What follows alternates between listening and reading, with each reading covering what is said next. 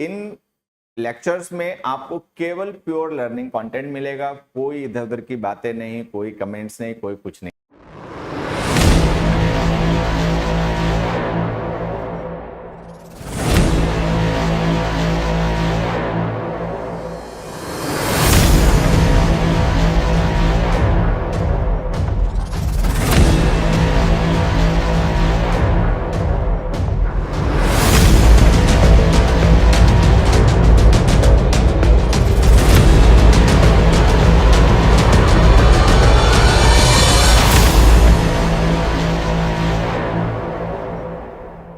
Hello dear learners, अगर आप SSC exam जैसे कि सीजीएल, सीपीओ, सीएचएसएल, एमटीएस की तैयारी कर रहे हैं और इंग्लिश में और अच्छी अपनी तैयारी करना चाहते हैं, बेहतर करना चाहते हैं इंग्लिश में अपने स्कोर को, उसके लिए आपको चिंता है।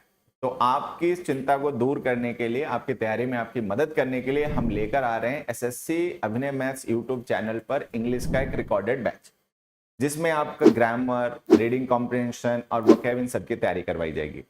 अच्छी बात है कि इन लेक्चर्स में आपको केवल प्योर लर्निंग कंटेंट मिलेगा, कोई इधर उधर की बातें नहीं, कोई कमेंट्स नहीं, कोई कुछ नहीं, जिससे कि आपके टाइम का मैक्सिमम यूटिलाइजेशन हो और कम समय में आप फोकस के साथ में अच्छी तैयारी कर पाए, अच्छा सीख पाए, जिससे कि आपके सिलेक्शन का सपना इस बार ही पूरा हो।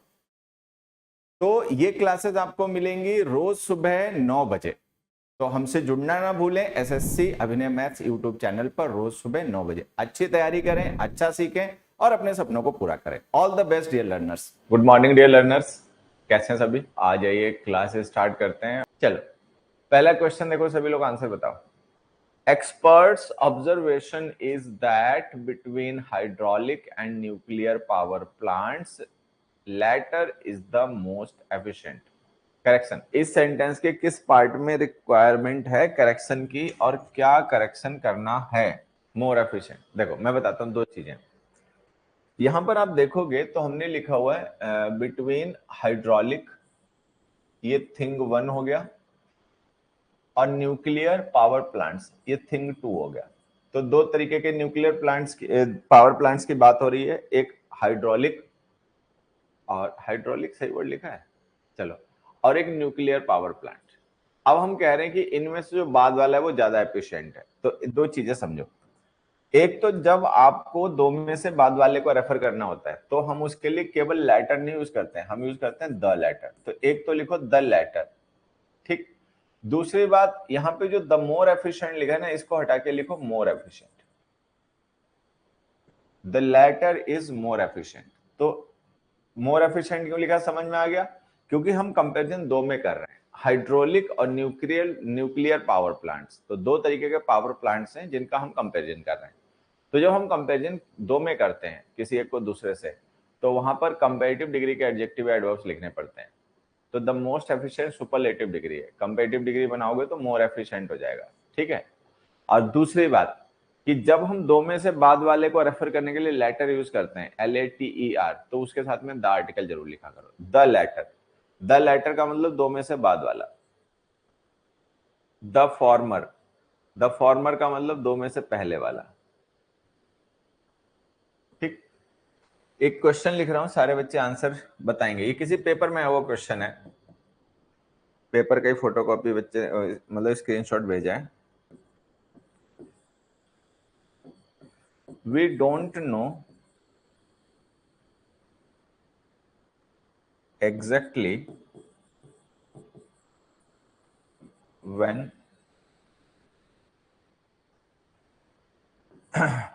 first stars formed, ठीक है, और नो एरर।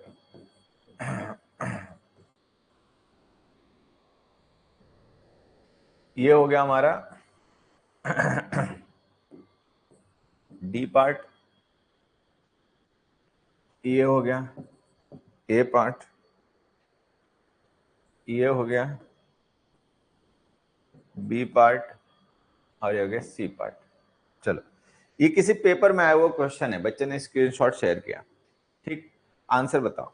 अब देखो, ये जो हमने फर्स्ट लिखा ना, ये ऑर्डिनल है। When the first stars formed, ठीक है। अब जैसे स्टार्स हैं, हमें पता है स्टार्स नए नए बनते रहे, ये तो गैलेक्सी है, ये हमेशा से इवॉल्व कर रही है लगातार से। तो ऐसा नहीं कि जितने आज स्टार्स हैं शुरुआत में स्टार्टिंग से इतने ही थे, स्टार्टिंग से इतने नहीं रहे होंगे। बहुत से स्टार्स थे जो पहले वो डाई कर गए, बहुत से स्टार्स नए भी बने, लेकिन हम बात करेंगे जो शुरुआत में स्टार्स थे, प्रारंभ में थे, वो कैसे बने थे, हम उनकी बात कर रहे हैं। तो हो सकता है कोई बच्चा सोचे कि यहाँ पे स्टार आएगा। अब एक चीज सोचो अपने दिमाग से, अगर आप यहाँ पे स्टार लिख दोगे, अभी तो क्या है कि स्टार्स प्लूरल नाउन लिखा हुआ है, ठीक। प्लूरल नाउन को अगर हम जनरल सेंस में रेफर करें तो बिना डिटर्मिनर के यूज कर लेते हैं, ठीक है, ये हमें पता है। तो अगर स्टार्स लिखा है तब तो चलो हमने आर्टिकल नहीं लिखा, एक बार में जस्टिफाई भी हो सकता है कि हम जनरल की बात कर रहे हैं, ठीक। लेकिन अगर आप स्टार लिख दोगे, सोचो दिमाग से सोचो, अगर तुमने यहाँ पे स्टार लिख दिया तो स्टार सिंगुलर काउंटेबल नाउन है, ठीक है। तो सिंगुलर काउंटेबल नाउन तो बिना डिटर्मिनर के आ नहीं सकता, उसके साथ तो आपको आर्टिकल ए एंड द कुछ लिखना ही पड़ेगा। आर्टिकल आप स्टार से पहले लिख नहीं सकते, वो लिखना पड़ेगा आपको फर्स्ट से पहले, क्योंकि नाउन फ्रेज यहां से शुरू हो रही है, तो जो डिटर्मिनर होते हैं वो नाउन फ्रेज की शुरुआत में आते हैं। तो क्या आप दो करेक्शन कर लोगे? क्या ऐसा कर लोगे कि यहाँ पे स्टार भी लिख लो, यहाँ पे द भी लिख दो? दो करेक्शन नहीं कर पाओगे ना। तो फिर अब क्या करें? तो अगर किसी को ऐसा लगता है कि हम केवल स्टार लिख देंगे तो सही हो जाएगा, तो नहीं सही होगा। स्टार सिंगुलर काउंटेबल नाउन है, बिना डिटर्मिनर के नहीं आएगा। आपको इस नाउन फ्रेज में एक डिटर्मिनर लिखना पड़ेगा, डिटर्मिनर इस पार्ट में आएगा, स्टार इस पार्ट में होगा, तो दो पार्ट तो करेक्ट नहीं हो सकते। तो हम क्या करेंगे, द फर्स्ट स्टार्स लिख देंगे और थोड़ा सा लॉजिक अप्लाई करेंगे। अब क्या होता है कि बच्चा सोचेगा कि फर्स्ट है तो स्टार एक होना चाहिए, ऐसा नहीं होता है। देखो यहां देखो, the first man on the earth would live in caves। अब बताओ ये सही है गलत है? बोलो भाई। जैसे हमने एक एग्जांपल लिखा, the first man on the earth would live in caves. हमने कहा जो सबसे शुरुआत के, फर्स्ट का मतलब बिगिनिंग के, जो शुरुआत के मनुष्य थे अर्थ पर, पृथ्वी पर, वो गुफाओं में रहते थे। तो क्या गलत है कि सही है? बस बताओ, क्या द फर्स्ट मैन लिखेंगे तभी सही होगा या सही है? तो ये देखो सही है।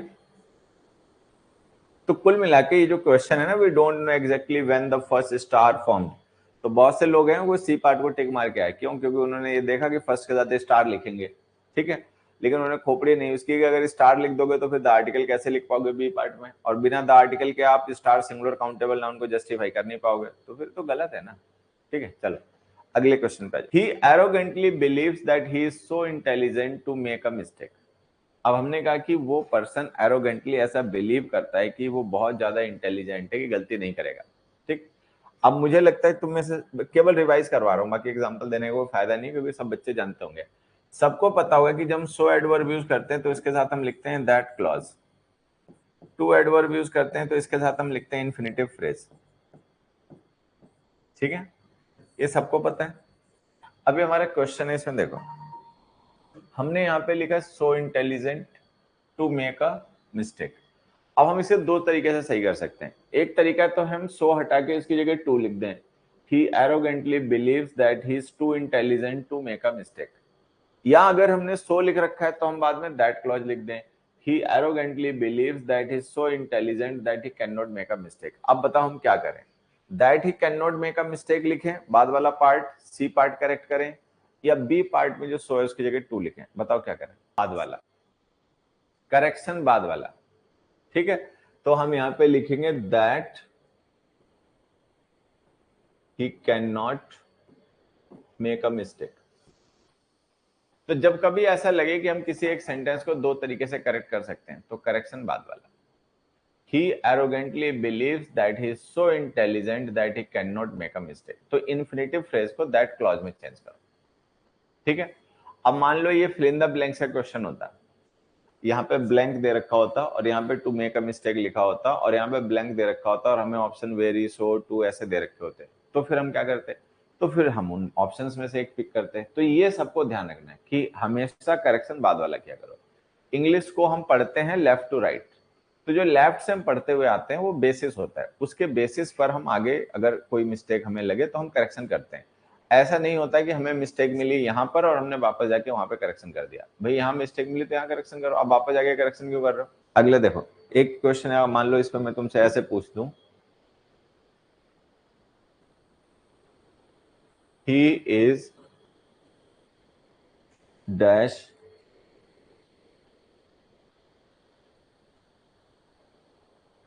weak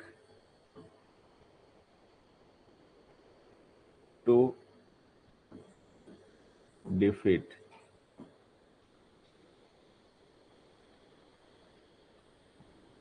he is dash strong to defeat you।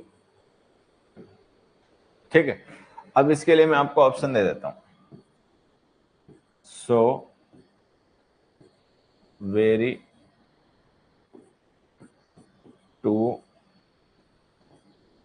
Enough, कौन सा किस में आएगा ये बताना है और कौन सा नहीं आएगा तो क्यों नहीं आएगा ये भी बताना है। चलो सभी लोग ट्राई करो।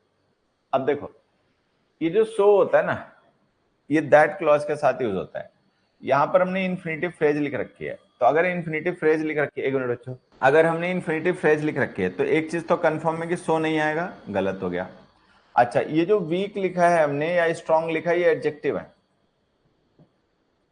अगर हम इनके साथ एनफ लिखेंगे तो एनफ हमेशा एडजेक्टिव एडवर्ब्स के बाद लिखा जाता है, पहले नहीं लिखा जाता, तो ये गलत हो जाएगा, क्योंकि एनफ हमेशा बाद में आएगा, स्ट्रॉन्ग एनफ, वीक एनफ, तो ये गलत हो गया।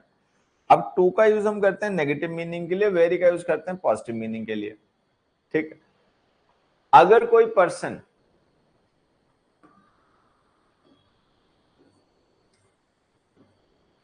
ठीक है, अब देखो, अगर कोई पर्सन स्ट्रांग है तो वो दूसरे को हरा सकता है, पॉजिटिव मीनिंग चाहिए।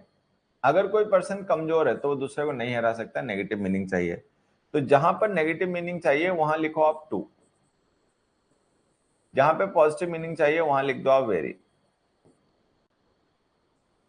तो ये अपना ये भी समझना कि इसमें हमने टू ही क्यों लिखा, इसमें वेरी ही क्यों लिखा, सो क्यों नहीं लिखा किसी में, एनफ क्यों नहीं लिखा किसी में। ऐसे हमें प्रैक्टिस करनी चाहिए और ऐसे हमें सीखना चाहिए कि एक एक बात हमें पता हो कि जो ऑप्शन हमने पिक किया वो क्यों पिक किया, बाकी क्यों नहीं पिक कर लिए। ठीक है, ये हमें रीजन पता होना चाहिए।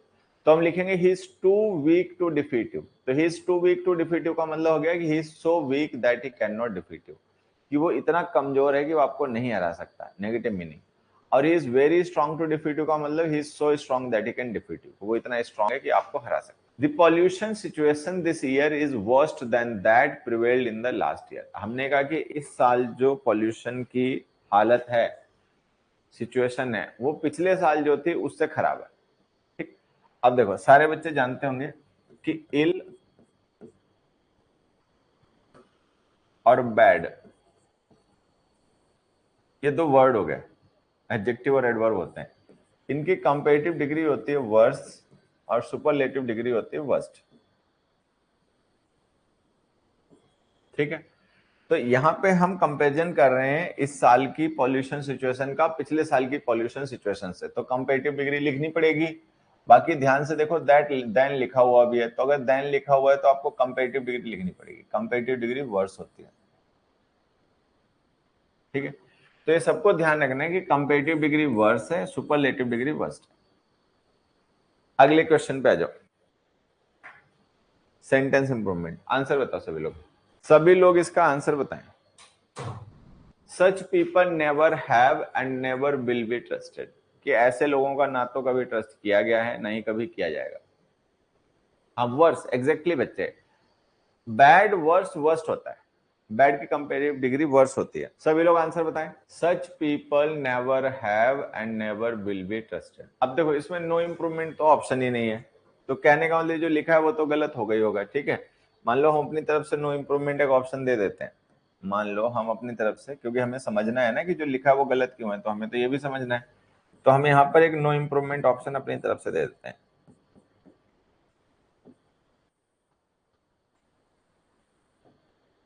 ठीक, अब देखो यहाँ पर ये जो हैव हमने लिखा है हेल्पिंग वर्ब है, वो विल हेल्पिंग वर्ब है। इनके साथ जो वर्ब हमने विल के साथ लिखी बी ट्रस्टेड, वो पैसिव वर्ब है। तो अगर हम पैसिव वर्ब विल के साथ लिखेंगे तो हमें बी प्लस थर्ड फॉर्म लिखना पड़ेगा, हैव के साथ लिखेंगे तो बीन प्लस थर्ड फॉर्म लिखना पड़ेगा। अगर हम ये मान भी लेंगे ट्रस्टेड वर्ब की थर्ड फॉर्म कॉमन हो गई तो बी की फॉर्म तो कॉमन नहीं हो पाएंगी, विल के साथ फर्स्ट फॉर्म आएगी, हैव के साथ थर्ड फॉर्म बीन आएगी, तो बीन तो कहीं लिखा ही नहीं है, तो ये ऑप्शन गलत। ठीक है, उसके बाद में अगर हम लिखें never have and will be trusted तो इसमें भी वही दिक्कत रहेगी कि हैव के साथ बिन आएगा, बीन आएगा, विल के साथ बी आएगा, तो इसमें हमने हैव की वर्ब मेंशन नहीं कर रखी है। Never have and never will trust. ठीक है, अब अगर विल के साथ आप एक्टिव फॉर्म लिखोगे तो फर्स्ट फॉर्म में आएगी, हैव के साथ एक्टिव लिखोगे तो थर्ड फॉर्म में आएगी, थर्ड फॉर्म यहाँ पे लिखी नहीं है तो ये ऑप्शन गलत। ठीक, never have had anyone trust, ये तो इलॉजिकल स्ट्रक्चर है, इसका तो कोई मतलब ही नहीं निकल रहा, ये answer C. Never have been trusted, have के साथ किसी वर्ब को पैसिव बना के लिखोगे तो बी प्लस थर्ड फॉर्म आएगा, विल के साथ में पैसिव बना के किसी वर्ब को लिखोगे तो बी प्लस फर्स्ट फॉर्म आएगा। ठीक है, तो ये आंसर हमारा सी हो गया। समझ में आ गया कि नहीं जो मैंने बोला? नहीं, जैसे समझ में आया वो यहाँ ध्यान से देखे। देखो, किसी भी वर्ब को बच्चे अगर आप हैव के साथ पैसिव वॉइस में लिखोगे तो आपको बीन प्लस थर्ड फॉर्म लिखना पड़ेगा। ठीक है, और जो मॉडल्स होते हैं जैसे विल और शैल मॉडल्स हैं, मॉडल्स के साथ अगर आप किसी वर्ब को पैसिव फॉर्म में लिखोगे तो बी प्लस थर्ड फॉर्म लिखना पड़ेगा। तो ये हमें ध्यान रखना है कि हैव अगर हमारी हेल्पिंग वर्ब हो और इसके साथ हम किसी वर्ब को पैसिव वॉइस में लिखें तो हमें बीन प्लस थर्ड फॉर्म लिखना पड़ता है। विल के साथ अगर हम किसी वर्ब को लिखें पैसिव वॉइस में तो बी प्लस थर्ड फॉर्म लिखना पड़ता है। ठीक, तो इस छोटे से फैक्ट को जानने से हम ये जान जाएंगे कि ये जो लिखा ये गलत है, ये जो लिखा ये गलत है, ये जो लिखा ये गलत है। ठीक, तो सी ऑप्शन हमारा आंसर है। आ गया, चलो बहुत अच्छी बात है। अगले क्वेश्चन पे आ जाते हैं। At the end of the play about women's liberation, the leading lady cautioned the audience. ठीक है, जो महिलाओं की आजादी को लेकर एक प्ले हुआ था उसके एंड में, उसके अंत में, द लीडिंग लेडी, जो लेडी उस प्ले को लीड कर रही थी, उसने कॉशन किया ऑडियंस को, मतलब सचेत किया। किसको? जो वहां पे ऑडियंस थी उसको सचेत किया। किस चीज के लिए सचेत किया? नॉट टू जज वुमेनहुड, कि वो महिला शक्ति को जज ना करें। किस चीज से जज ना करें? By the way she dresses, in the way she dresses, by the way she dressed, from the way it dresses. बताओ, आंसर बताओ। अच्छा, एक छोटी सी चीज बताओ, ये जो आप प्रोनाउन यूज कर रहे हो, जैसे ये जो प्रोनाउन यूज हुआ है शी या शी या शी या इट, ये प्रोनाउन आप किस नाउन के लिए यूज कर रहे हो? भाई जब भी हम कोई प्रोनाउन यूज करते हैं तो वो प्रोनाउन किसी न किसी नाउन के लिए यूज होता है। तो कहाँ है वो नाउन जिसके लिए प्रोनाउन यूज हुआ? बस मुझे ये बता दो। ये जो हमें ऑप्शन दिए गए हैं ए बी सी डी, इन ऑप्शंस में ये जो हम प्रोनाउन यूज कर रहे हैं, जैसे 3 ऑप्शंस में हम शी यूज कर रहे हैं, एक ऑप्शन में हम इट यूज कर रहे हैं, तो हमें ये पता करना है कि ये जो हम शी या जो हम इट यूज कर रहे हैं ये प्रोनाउन किस नाउन के लिए यूज हो रहा है, वो नाउन क्या है? कोई भी बताए किस नाउन के लिए प्रोनाउन यूज हो रहे हैं, बस ये बता दो। यही तो गड़बड़ होती है। अब हमें पता है कि प्रोनाउन नाउन के लिए यूज होता है, लेकिन अब हम पता ही नहीं कर पा रहे भैया ये वुमेनहुड के लिए यूज हो रहे हैं, इस नाउन के लिए। वुमेनहुड, ठीक है, तो ये वुमेनहुड के लिए यूज हो रहा है। अब बताओ वुमेनहुड के लिए आप क्या यूज करोगे? वुमेनहुड के लिए अगर आपको प्रोनाउन यूज करना हो तो आप ही यूज करोगे, शी यूज करोगे, दे यूज करोगे, इट यूज करोगे, क्या यूज करोगे? कॉमन सी बात है, इट यूज करोगे, क्योंकि वो पर्सन तो है नहीं, वो तो थिंग है। वुमेनहुड तो नेम ऑफ स्टेट है, तो शी तो यूज होगा नहीं, शी तो यूज होगा पर्सन के लिए, लेडी के लिए, तो इट यूज करोगे। इट यूज करोगे तब कुछ बताना बाकी रह गया। तो इतना बड़ा हिंट है, साफ दिख रहा है। अगला देखो, as no one knows the truth as fully as him, no one but him can provide the testimony. अब हमने कहा कि सच को उतना पूर्ण तरीके से जितना वो जानता है कोई दूसरा नहीं जानता, तो इसीलिए उसके सिवाय कोई दूसरा पर्सन जो है वो टेस्टिमनी नहीं दे सकता। देखो, 2 क्वेश्चन लिख रहा हूं, सारे बच्चे ध्यान से। ये छोटे छोटे कॉन्सेप्ट्स हैं बच्चे, ये सब तुम लोगों को पता है, सब तुम्हें पढ़ाए गए हैं, बट पता नहीं तुम क्वेश्चंस में क्यों नहीं अप्लाई कर पाते। देखो, he is older than me, I am as old as him. ठीक है, दे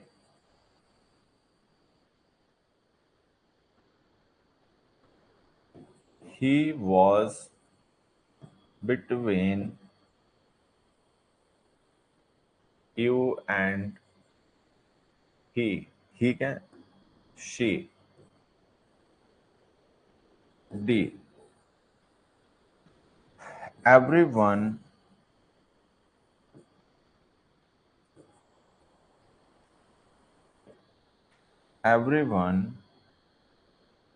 but he has agreed। चलो, ये मैंने 4 क्वेश्चंस लिखे हैं। इन चारों क्वेश्चंस को सभी लोग पढ़ें और देखें कि ये चारों गलत हैं या इनमें से कुछ सही भी हैं। अगर कुछ सही है तो जो सही है उन्हें छोड़ देना है, लेकिन जो गलत है वो क्यों गलत है हमें ये बताना है। He is older than me, I am as old as him, he was between you and she, everyone but he has agreed. सारे बच्चे आंसर बताएं। ये जो मैंने 4 क्वेश्चंस लिखे हैं ABCD, क्या ये चारों सही हैं या चारों गलत हैं? अगर इनमें से कोई सही है तो उन्हें छोड़ देना है, लेकिन जो गलत है वो क्यों गलत है, उनको कैसे सही कर सकते हैं ये बताना है। चलो सभी लोग बताओ। सारे गलत। यहाँ पर देन के बाद हम उसे लिखते हैं जिसे हम कंपेयर करते हैं। देन के बाद हमेशा उसी को लिखा जाता है जिसे हम कंपेयर करते हैं। तो देन के बाद हमने प्रोनाउन मी लिखा है, इसका मतलब हम मी को कंपेयर कर रहे हैं। अगर हम मी को कंपेयर कर रहे हैं तो कोई दूसरा भी जरूर होगा जिससे हम कंपेयर कर रहे होंगे। तो किससे कंपेयर कर रहे हैं? ही से। ही अगर सब्जेक्ट है और उससे हम मी को कंपेयर कर रहे हैं तो मी भी सब्जेक्ट होना चाहिए। ठीक है।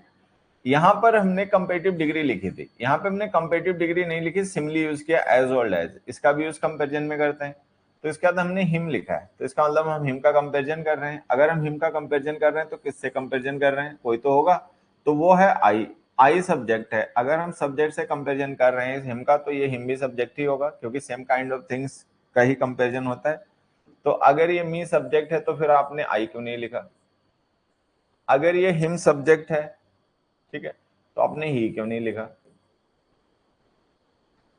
ठीक। तो अगर हम देन के बाद में या एज के बाद में किसी नाउन या प्रोनाउन को लिखें जिसका कंपैरिजन सब्जेक्ट के साथ हो रहा हो, तो उसको नॉमिनेटिव केस में लिखा करो, वो भी सब्जेक्ट होता है। भाई कंपैरिजन सब्जेक्ट और सब्जेक्ट का होता है, ऑब्जेक्ट और ऑब्जेक्ट का होता है। ठीक है। तो अगर हम आई से कंपैरिजन कर रहे हैं तो आई सब्जेक्ट है, तो जिसका कंपैरिजन आई से कर रहे होंगे वो भी सब्जेक्ट होगा, तो उसको नॉमिनेटिव केस में लिखो। तो उसको ऐसे लिखो, I am as old as he is older than I. बात समझ में आ गई?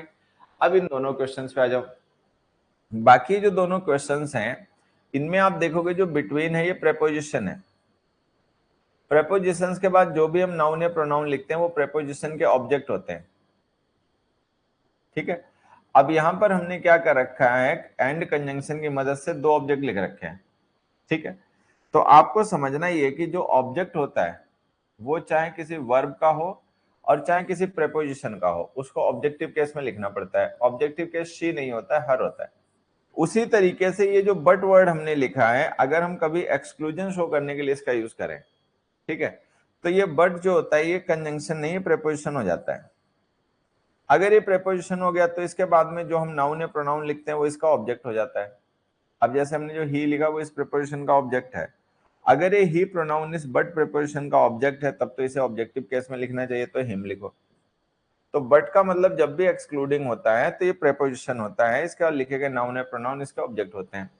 अब कोई बच्चा ये सोच सकता है कि भाई अगर ये ही जो है ये ऑब्जेक्ट था, ठीक है, तो फिर इस हैज अग्रीड वर्ब का सब्जेक्ट कौन है? तो उस वर्ब का सब्जेक्ट ध्यान से देखो एवरीवन है। जैसे यहाँ पे वॉज वर्ब जो है ना, इसका सब्जेक्ट ही है वैसे। तो अब ये जो 4 क्वेश्चंस में मैंने आपको बात समझाई है, ठीक है, ये कुछ समझ में आया हो तो इसको ध्यान में रखते हुए इस क्वेश्चन को फिर से अटेम्प्ट करो। लो अब देखो, एज फुली एज हिम लिखा हुआ है, तो ये जो एज का हमने हिम लिखा है इसका हम कंपेरिजन किससे कर रहे हैं? नो वन से। नो वन क्या है? सब्जेक्ट है।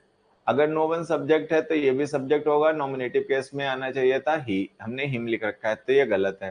तो ये हिज लिख रखा है ये गलत है, वो हिम लिख रखा है वो गलत है, तो जो ही लिख रखा है ये सही है। उसके बाद ये जो बट हमने लिखा है ये प्रेपोजिशन है। अगर ये बट प्रेपोजिशन है तो इसका ऑब्जेक्टिव केस आएगा। ऑब्जेक्टिव केस हिम होता है, ही ऑब्जेक्टिव केस होता नहीं है, तो ये गलत हो गया। as no one knows the truth as fully as he, no one but him can provide the testimony। तो आंसर हो गया बी। अब बताओ कितनों को ये बात समझ में आएगी बी ऑप्शन आंसर क्यों है? सबको समझ में आ गई? चलो बढ़िया, अगला देखो, cholera has been raging in the town dash over a month. हमने कहा एक महीने से ज्यादा समय से जो मतलब कॉलरा है वो शहर में मंडरा रहा है, ठीक है, मतलब शहर के लोगों को कॉलरा हो रहा है। अब हमें ब्लैंक फिल करना है, ठीक। तो सबको पता होगा कि जब हम परफेक्ट कॉन्टिन्यूअस टेंसेस लिखते हैं तो परफेक्ट कॉन्टिन्यूअस टेंसेस में क्या होता है कि हमें टाइम के पॉइंटेड ड्यूरेशन को रेफर करना होता है एक्शन की। तो अगर हमें टाइम के पॉइंट को रेफर करना है तो हम सिंस प्रीपोजिशन का यूज करते हैं, ड्यूरेशन को रेफर करना हो तो हम फॉर प्रीपोजिशन यूज करते हैं, ठीक है। अब ध्यान से देखो, यहाँ पे हमने परफेक्ट कॉन्टिन्यूअस टेंस लिख रखा है, ठीक है। तो या तो हम फॉर यूज करेंगे या हम सिंस यूज करेंगे, इन और फ्रॉम गलत हो गए। अब ध्यान से देखो, ये जो ओवर अ मंथ हमने लिखा ये क्या है, ये ड्यूरेशन ऑफ टाइम है या पॉइंट ऑफ टाइम है, बस ये बता दो। ड्यूरेशन, ओवर अ मंथ का मतलब एक महीने से ज्यादा, तो ये ड्यूरेशन होगी। तो ये जो ओवर अ मंथ हमने टाइम एक्सप्रेशन लिखा है, ये time expression duration of time है। अगर ये ड्यूरेशन ऑफ टाइम है और पॉइंट ऑफ टाइम नहीं है तो सिंस गलत हो गया, फॉर आंसर हो गया। 30 men applied for job dash there was only a small sum to be divided among them. Answer अपने आप करें। ये क्वेश्चन जो है इसका आंसर सभी लोग अपने आप करें, मैं नहीं बताऊंगा, अपने आप पढ़िए, समझिए और आंसर कीजिए। अब देखो एक बार समझते हैं क्वेश्चन को, सभी लोग आ जाओ समझते हैं। क्वेश्चन में क्या लिखा हुआ है, 30 men applied फॉर हेल्प, कि 30 लोगों ने मदद के लिए अप्लाई किया, ठीक है। Dash there was only a small sum to be divided among them, लेकिन उन सब लोगों को जिन्होंने मदद के लिए अप्लाई किया, अब 30 तो बड़ा नंबर हो गया, ठीक है, लेकिन जो सम है, सम का मतलब रकम, ठीक है, जो रकम उनमें बांटनी है मदद के लिए वो कम है, वो ज्यादा नहीं है, लेकिन अप्लाई कर दिया 30 लोगों ने। तो अब हमें कॉन्ट्रास्ट शो करना है। अच्छा, because of therefore contrast show नहीं करते, ठीक है, नेवरदलेस लिखे या हाउएवर लिखे। तो अगर आपने कंजंक्शन चैप्टर का रिवीजन कर रखा है तो आपको पता होगा कि हम जब कंट्रास्ट शो करते हैं रीजन बेस्ड, लॉजिक बेस्ड, तो उसके लिए हमें हाउएवर लिखना पड़ता है। तो यहाँ पे नेवरदलेस आंसर गलत हो और हाउएवर सही हो जाएगा, एक तरीका। दूसरा तरीका देखो मैं आपको समझाता हूँ।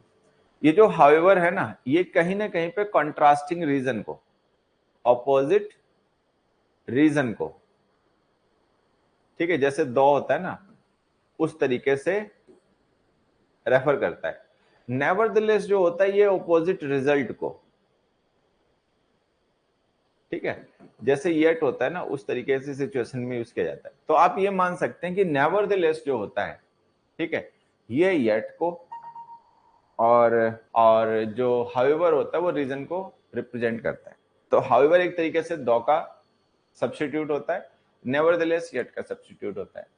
तो यहाँ पे देखो, हमने कहा कि 30 लोगों ने अप्लाई किया मदद के लिए, तो 30 लोगों ने मदद के लिए अप्लाई किया, लेकिन हम कह रहे हैं कि जो मदद मिलनी थी वो बहुत थोड़ी सी थी।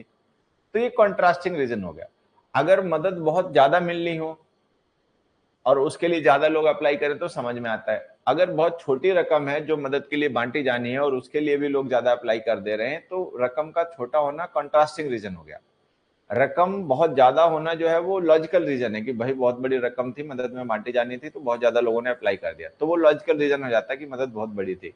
लेकिन यहाँ पे तो मदद छोटी मिलनी थी, फिर लोगों ने अप्लाई क्यों कर दिया? तो ये आप देखोगे तो कॉन्ट्रास्टिंग रीजन है, इसीलिए हमने हाउएवर लिखा, ऑपोजिट रीजन, ठीक है। ये सब मैंने कंजंक्शन में आपको पढ़ाया होगा। अगला एग्जांपल देखो, stray dogs from the area where the dog bite incident had taken place dash caught. अब हम कह रहे हैं जो स्ट्रे डॉग्स हैं, ठीक है, जो stray dogs from the area, उस एरिया से जहां पर डॉग बाइट इंसिडेंट हुआ था, जहां पर डॉग बाइट इंसिडेंट हुआ था, किसी कुत्ते ने किसी को काट लिया होगा, उस एरिया के जो स्ट्रे डॉग्स थे, आवारा कुत्ते थे, उनको कर लिया गया। क्या कर लिया गया? अब have been caught, has been caught, have been caught, being caught, ये आपको बताना है। बहुत आसान क्वेश्चन है, बहुत आसान है। आज के मतलब आप देखोगे तो सबसे आसान क्वेश्चन है। इसमें क्या है कि यहाँ पे आप देखोगे तो पता चलेगा कि जो हमारा सब्जेक्ट है वो है स्ट्रे डॉग्स, और ये जो स्ट्रे डॉग सब्जेक्ट है इसके लिए हमें यहाँ पे वर्ब लिखनी है, बस ये समझ लो। बाकी ये जो हमने लिख रखा है यहां से लेकर यहां तक, ठीक है, ये एक सबऑर्डिनेटिंग क्लॉज है। इस सबऑर्डिनेटिंग क्लॉज का अपना सब्जेक्ट जो है वो द डॉग बाइट इंसिडेंट है, जिसकी अपनी वर्ब हैड टेकन लिखी हुई है, ठीक। तो where the dog bite incident had taken place ये सबऑर्डिनेटिंग क्लॉज है, उसको हटा देते हैं। Stray dogs from the area dash caught, तो यहाँ पे जो हम वर्ब लिख रहे हैं इसका सब्जेक्ट स्ट्रे डॉग्स है। स्ट्रे डॉग्स प्लूरल सब्जेक्ट है तो आप हैज लिख नहीं सकते। वर्ब की एनजी फॉर्म बिना हेल्पिंग वर्ब के आती नहीं है, ठीक है। अब या तो हैव कॉट लिखोगे या हैव बीन कॉट लिखोगे। हैव कॉट और हैव बीन कॉट में डिफरेंस क्या है? हैव कॉट अगर हम लिखेंगे तो वर्ब बनेगी एक्टिव, हैव बीन कॉट लिखेंगे तो बनेगी पैसिव। देखो have plus third form of the verb, ठीक है, और have been plus third form of the verb, ठीक है। इन दोनों में डिफरेंस क्या है? ठीक, ये हैव प्लस वर्ब की थर्ड फॉर्म जो है ये है एक्टिव, ठीक है। Have been plus third form जो है ये है पैसिव। तो ये एक्टिव फॉर्म है वर्ब की, ये पैसिव फॉर्म है वर्ब की। अब एक्टिव और पैसिव फॉर्म में क्या डिफरेंस होता है वो सबको पता है। एक्टिव फॉर्म्स हम वर्ब के तब यूज करते हैं जब सब्जेक्ट डूअर हो। पैसिव फॉर्म्स तब यूज करते हैं जब सब्जेक्ट नहीं कोई और डूअर हो। सब्जेक्ट यहाँ पे स्ट्रे डॉग्स हैं, तो अपने आप देखो स्ट्रे डॉग्स जो हैं वो कैच करेंगे या स्ट्रे डॉग्स को कैच किया गया होगा। तो थोड़ा सा भी दिमाग अगर चलता है, ठीक है, तो अपने आप जान जाओगे स्ट्रे डॉग्स कैच नहीं करते, उनको कैच किया जाता है। तो पैसिव मीनिंग चाहिए होगा तो उसके लिए हमें पैसिव वर्ब लिखनी पड़ेगी, तो हैव बीन कॉट। नरेशन, चलो क्वेश्चन पढ़ो, अपने आप आंसर बताओ, तब तक मैं भी पढ़ रहा हूँ। She said to his friend, "Look out, there is a boulder behind you." She told his friend to see as there is a boulder behind him. She screamed to his friend. Answer करो भाई, सभी लोग answer अपने आप करो। पता है ये जो तुम्हारे क्वेश्चन है बच्चों, ये जो आपको क्वेश्चन दिख रहा है ना, इस क्वेश्चन का आंसर जो है वो एक सिंगल वर्ड पे डिपेंड कर रहा है, और वो है single word look out. Look out का मीनिंग और यूज आप कितना अच्छा समझते हो इस पे डिपेंड करेगा आपका आंसर। लुक आउट जो फ्रेजल वर्ब होती है ये एक तरीके का इंटरजेक्शन होता है, इंटरजेक्शन, ठीक है। इसका यूज हम तब करते हैं जब हमें किसी पर्सन को किसी खतरे से अवगत कराना हो। तो पता है क्या, लुक आउट जो हमारी फ्रेजल वर्ब है, लुक आउट का यूज हम करते हैं एज एन इंटरजेक्शन तब जब हमें किसी पर्सन को सतर्क करना हो। जैसे मान लो कोई पर्सन है वो कहीं जा रहा है, ठीक है, और वहीं पे कोई स्नेक है, सांप है, तो हमें उसको मतलब समझाना है कि भाई देखो वहां पे सांप है, बच के रहना। तो हम कहेंगे look out there is a snake. Look out का मतलब सतर्क हो जाओ, कॉशियस हो जाओ, ठीक है। Look out there is a car coming fast, देखकर, मान लो कोई पर्सन है रोड क्रॉस कर रहा है, ठीक है, और वो ध्यान नहीं दे रहा और एक डायरेक्शन दूसरी डायरेक्शन से बहुत तेज कार आ रही है, तो हमने उससे कहा look out there is a car coming fast, ठीक है। तो लुक आउट का यूज हम तब करते हैं जब हमें किसी को सचेत या सतर्क करना होता है।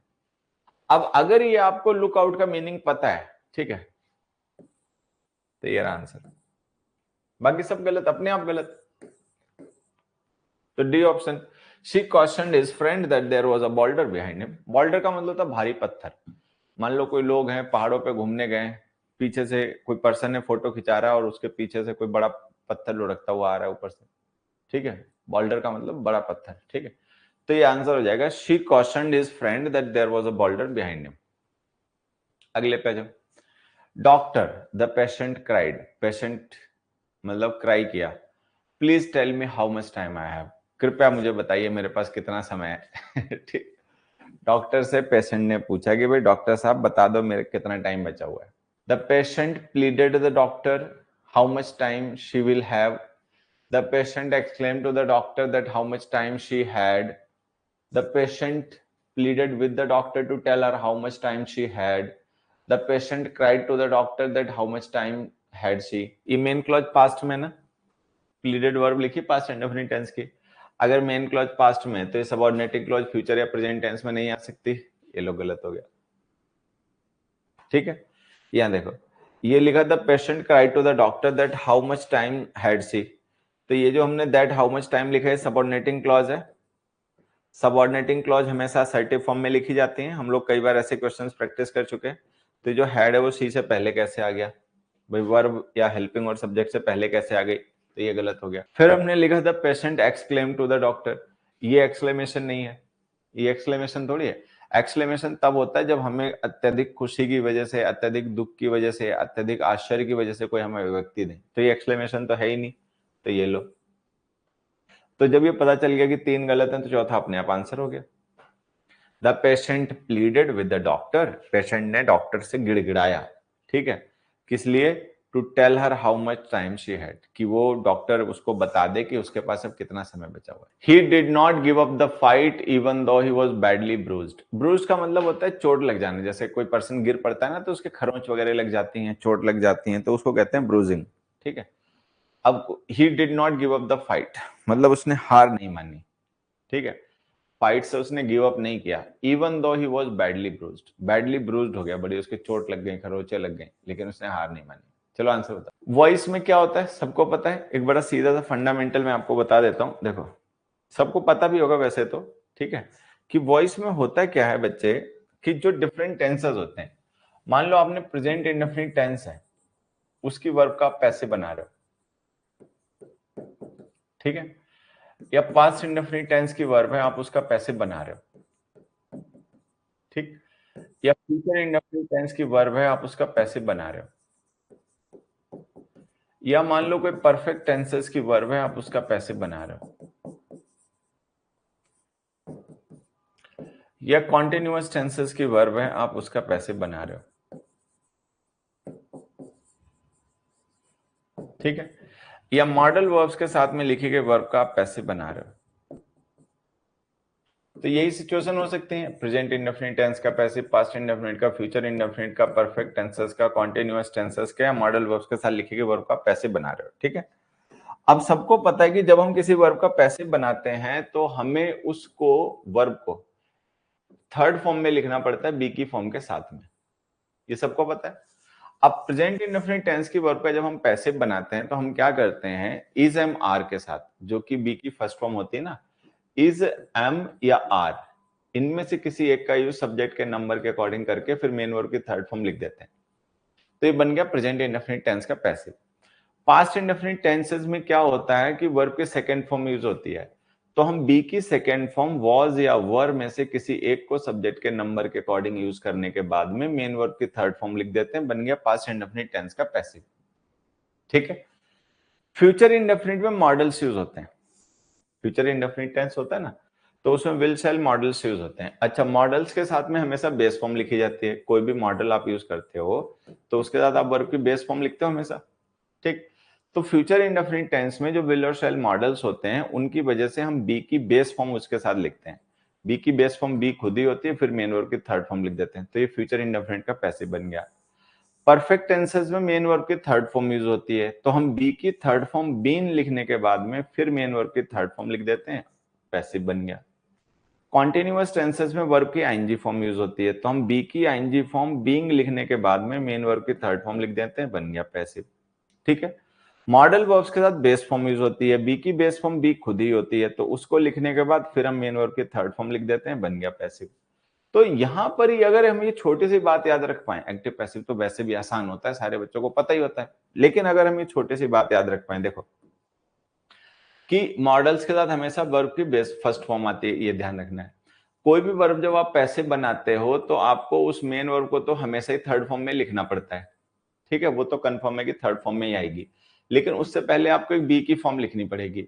अब वो जो आप बी की फॉर्म लिखोगे तो बी की फॉर्म तो कई होती है, is am are was were been being, आप उनमें से कौन सी फॉर्म यूज करोगे कैसे डिसाइड होगा, तो आप वहां पर एक्टिव वॉइस की वर्ब के टेंस की मदद लीजिए, ये देखिए कि जो एक्टिव वॉइस की वर्ब लिखी है वो किस टेंस में, फिर आपको पता चल जाएगा बी की कौन सी फॉर्म यूज करोगे। जैसे मैंने यहाँ पर आपको बताया कि प्रेजेंट इंडेफिनिट टेंस में अगर कोई वर्ब लिखी गई है, हमें उसका पैसिव बनाना है, तो प्रेजेंट टेंस में वर्ब की फर्स्ट फॉर्म यूज होती है, तो हम बी की first form is am are में से किसी एक का यूज करके मेन वर्ब की थर्ड फॉर्म लिखेंगे, ठीक है। पास्ट इंडेफिनिट टेंस में वर्ब की सेकंड फॉर्म यूज होती है, तो बी की सेकंड फॉर्म वॉज या वर में से किसी एक का यूज करने के बाद हम मेन वर्ब की थर्ड फॉर्म लिखेंगे, बन गया पैसिव, ठीक है। तो ये हो गया। अब फ्यूचर इंडेफिनिट में मॉडल्स में क्या होता है, वर्ब की बेस फॉर्म यूज होती है, तो बी की बेस फॉर्म बी खुद ही होती है, तो हम उसको लिखने के बाद में फिर मेन वर्ब की थर्ड फॉर्म लिख के पैसिव बना देते हैं, ठीक है, ये हो गया।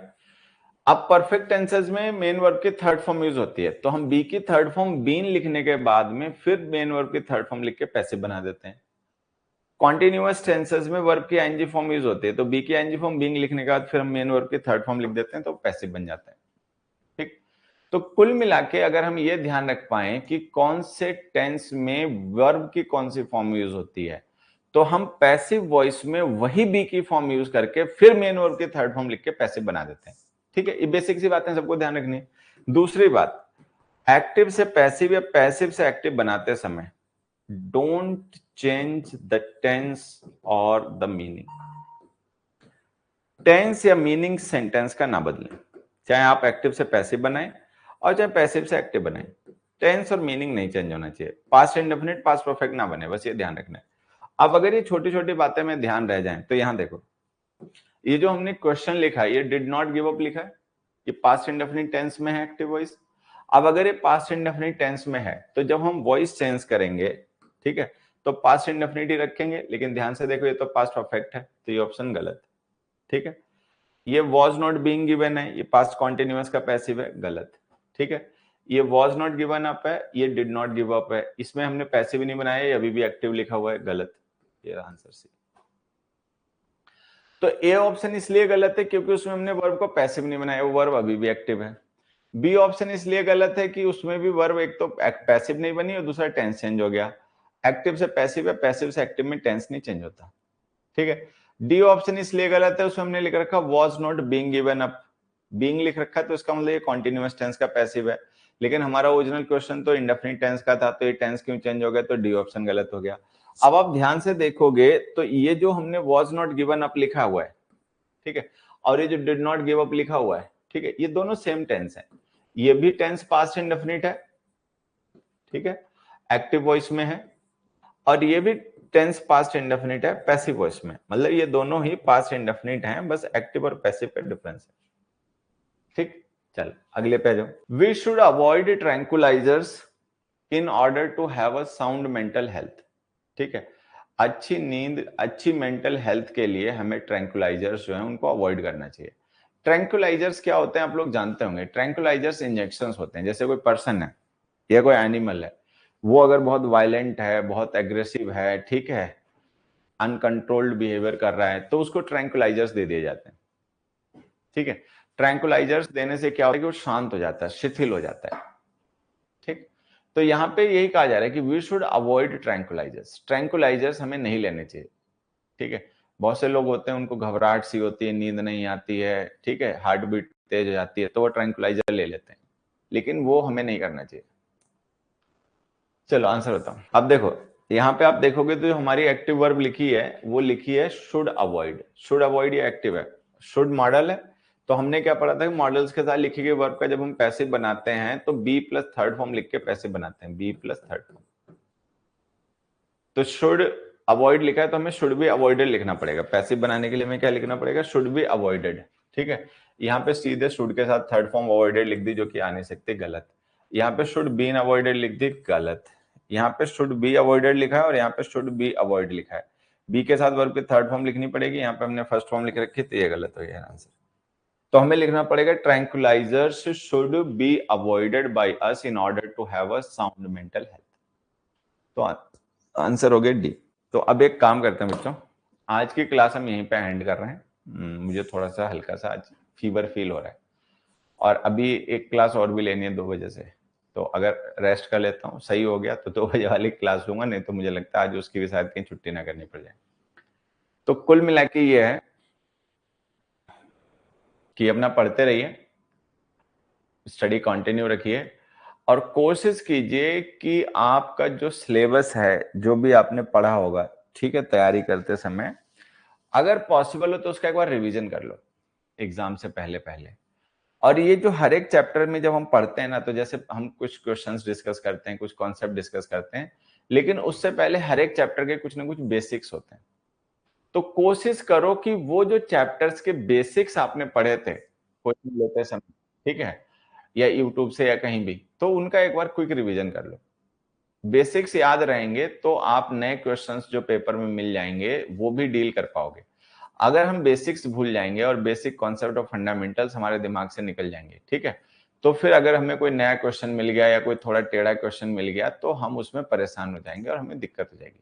ठीक है, तो सारे बच्चे एक बार ये कोशिश करें कि एग्जाम से पहले, हम भी बहुत टाइम है हमारे पास, ठीक है, रिवीजन करोगे तो हो जाएगा, 3-4-5 दिन में हो जाएगा। तो कोशिश करें सारे बच्चे कि 4-5 दिन में टारगेट बनाकर, ठीक है, एक बार पूरा सिलेबस जो है उसका रिवीजन कर लो, ठीक है, फिर प्रैक्टिस में और अच्छा थोड़ा आनंद आएगा। ठीक है, तो आज के लिए बस इतना ही, फिर मिलते हैं।